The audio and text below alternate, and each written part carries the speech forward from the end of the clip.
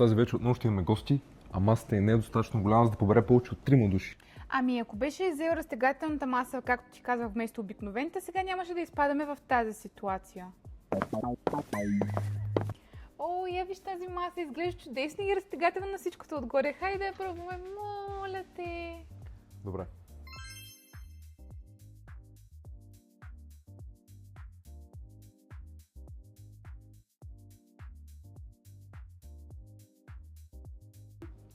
Какво мислиш? Ами не знам, май старата ни маса повече ми харесва.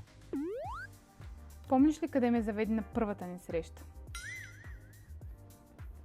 А кога се запознахме? А сяде.